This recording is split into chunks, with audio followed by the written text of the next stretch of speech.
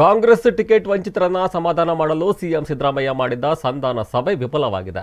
ಬಾಗಲಕೋಟೆ ಲೋಕಸಭಾ ಕ್ಷೇತ್ರದ ಕಾಂಗ್ರೆಸ್ ಟಿಕೆಟ್ ಈ ಬಾರಿ ಸಚಿವ ಶಿವಾನಂದ ಪಾಟೀಲ್ ಪುತ್ರಿ ಸಂಯುಕ್ತ ಪಾಟೀಲ್ ಪಾಲಾಗಿದೆ. ಇದರಿಂದ ಟಿಕೆಟ್ ಆಕಾಂಕ್ಷಿಯಾಗಿದ್ದಂತಹ ವೀಣಾ ಕಾಶಪ್ಪನವರ್ ಅಸಮಾಧಾನಗೊಂಡಿದ್ದಾರೆ. ಈ ಹಿನ್ನೆಲೆಯಲ್ಲಿ ಸಿಎಂ ಸಿದ್ದರಾಮಯ್ಯ ಅವರು ವೀಣಾ ಕಾಶಪ್ಪನವರ್ ಮತ್ತು ಪತಿ ವಿಜಯಾನಂದ ಕಾಶಪ್ಪನವರನ್ನ ಮನವೊಲಿಸುವ ಪ್ರಯತ್ನ ಕೂಡ ಮಾಡಿದ್ರು.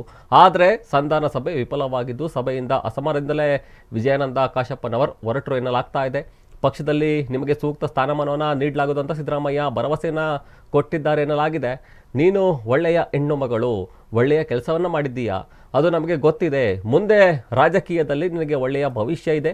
ಪಕ್ಷಕ್ಕಾಗಿ ಕೆಲಸ ಮಾಡಿ ಮುಂದೆ ಸೂಕ್ತವಾದಂತಹ ಸ್ಥಾನಮಾನವನ್ನು ನೀಡಲಾಗುವುದು ಅಂತ ಸಿಎಂ ಸಿದ್ದರಾಮಯ್ಯ ಭರವಸೆಯ ಮಾತುಗಳನ್ನು ಆಡಿದ್ದಾರೆ ಎನ್ನಲಾಗ್ತಾ ಇದೆ.